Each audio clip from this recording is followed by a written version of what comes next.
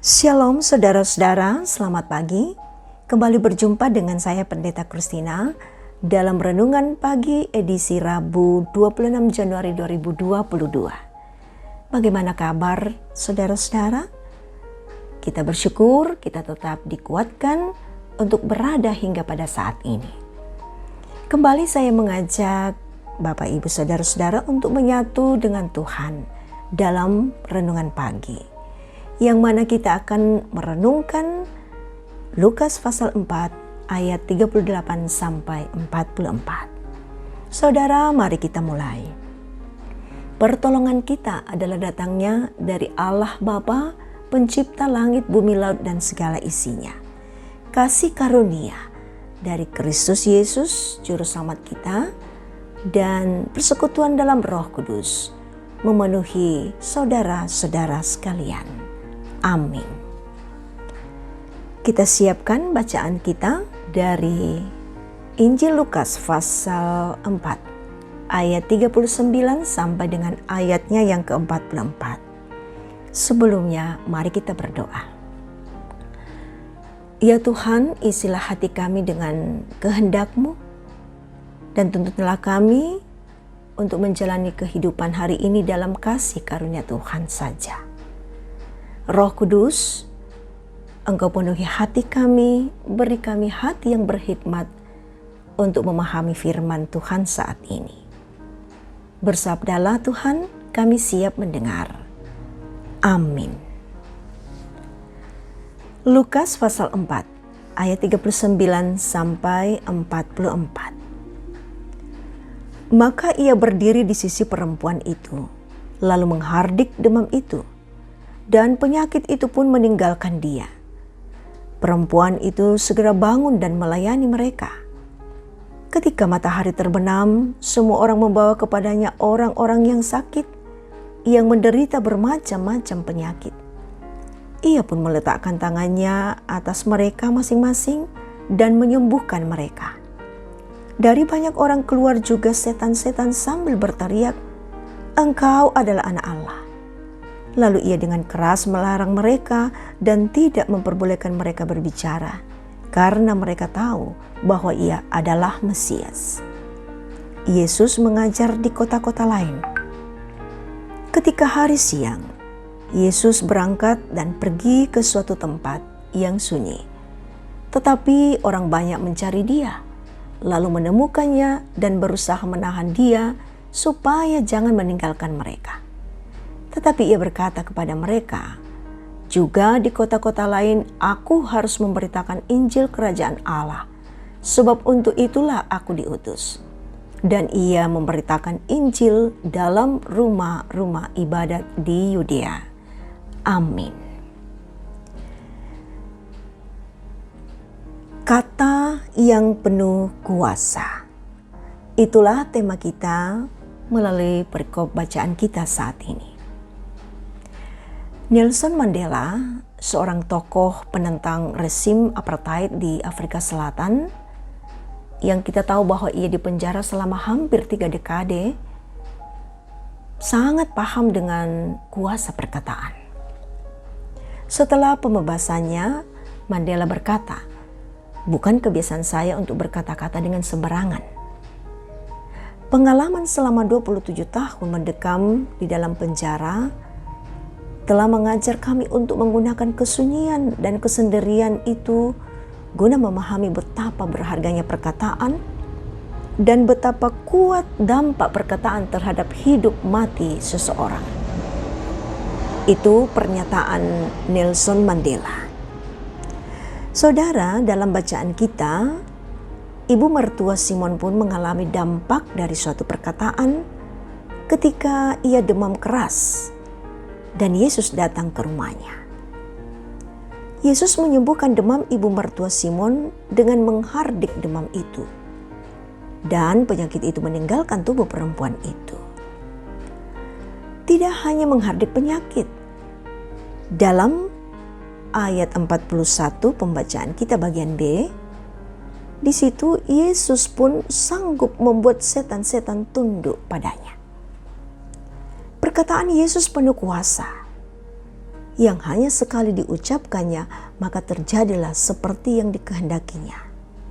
Dan apapun yang dikehendakinya, itu membawa dampak yang sangat luar biasa. Tidak hanya memberi kesembuhan, tetapi juga keselamatan jiwa. Sebab itu, tujuan kedatangannya ke dalam dunia, bahwa melalui perkataannya dan pemberitaan Injil Kerajaan Allah, maka banyak orang yang mengikut dia. Ayat 43 pembacaan kita. Saudara yang diberkati Tuhan, ada banyak kata atau ungkapan yang tersebar di luar sana yang mana tidak saja terdengar indah, tetapi sayangnya kadang tak bermakna. Bahkan membuat kita jatuh ke dalam dosa. Karena itu mari kita perhatikan, mari kita arahkan hidup ini pada kata yang penuh kuasa, yaitulah berdasarkan firman Tuhan. Firman yang sanggup mengubah hidup dan menuntun kita kepada jalan keselamatan jiwa. Tuhan dimuliakan. Amin. Saudara, mari kita bersatu menaikkan doa kita. Mari berdoa. Bapa yang baik, kami mengucap syukur atas terselenggaranya persekutuan melalui renungan pada pagi ini. Bersyukur atas firman-Mu yang telah Tuhan sabdakan bagi kami sekalian. Sungguh kami berharap bahwa melalui kuasa hikmat-Mu saja, kami dapat mengatur perkataan kami, bahkan perkataan yang boleh keluar dari mulut kami akan bernafaskan perkataan Tuhan yang hanya menjadi berkat bagi sesama kami dan kemuliaan bagi Tuhan. Dalam kuasa dan hikmat Roh Tuhan sendiri, sabda ini akan menjadi identitas diri kami dalam menjalani segala aktivitas kami hari ini. Kami serahkan pengharapan kami bersama dengan saudara-saudara yang berada dalam keadaan sakit, baik yang dirawat di rumah ataupun di rumah sakit, yang berada dalam keadaan sangat lemah, pun yang sudah berada dalam keadaan pemulihan. Saudara kami yang berduka oleh karena berbagai hal yang terjadi dalam kehidupan, saudara-saudara kami yang bergumul karena pendidikan, pekerjaan, persoalan rumah tangga, tempat tinggal, usaha, dan lain-lain.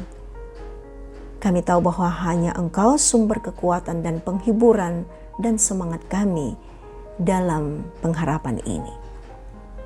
Ketika kami bergumul dengan munculnya varian baru COVID-19 yaitu Omikron pada saat ini, maka sungguh kami taruhkan pengharapan kami Tuhan.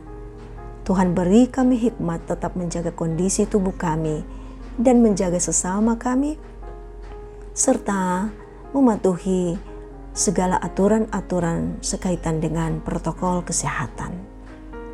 Lindungi pemerintah kami Tuhan, baik pada bidang eksekutif, legislatif, dan yudikatif.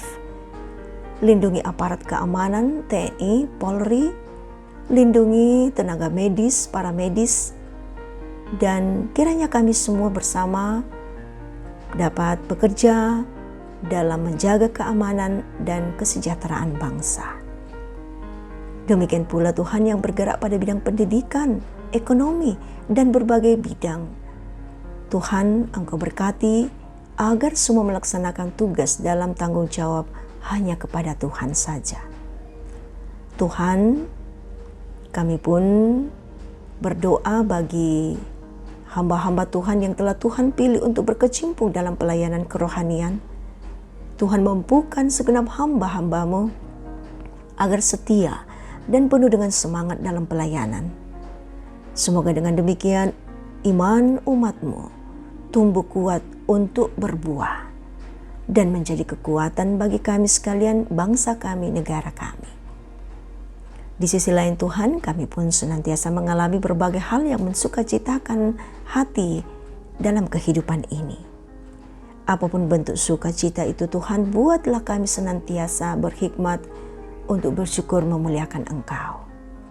Setiap kami yang menyatu dalam hadirat Tuhan melalui renungan ini, kami percaya Tuhan memberkati kami dan kami memperoleh kemuliaan dan hadirat-Mu. Ampuni akan segala dosa kami Tuhan, terima kami yang datang bermohon kepadamu. Hanya dalam satu nama, Yesus Kristus, Juru Selamat kami yang hidup. Amin. Saudara, Tuhan mengutus kita semua dalam kehidupan ini, dalam aktivitas kita hari ini. Berjalanlah dalam sukacita dan terimalah berkat Tuhan. Tuhan memberkati engkau dan melindungi engkau. Tuhan menyinari engkau dengan wajah-Nya dan memberi engkau kasih karunia. Tuhan menghadapkan wajah-Nya kepadamu dan memberi engkau damai sejahtera. Amin. Saudara, demikian kebersamaan kita dalam renungan pagi ini. Terima kasih atas kesetiaan saudara-saudara. Tetap jaga kesehatan. Salam sehat.